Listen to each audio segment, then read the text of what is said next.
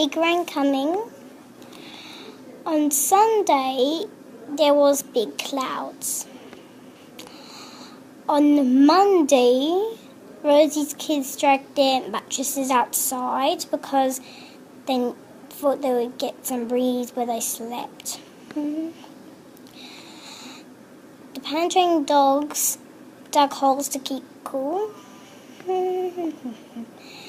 On Wednesday, the kids went to the billabong.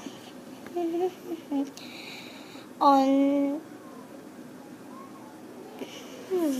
Thursday, the big fat frogs went under the tap to see if they could try and get some water.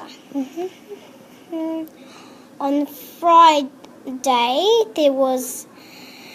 the clouds were echoing with thunder.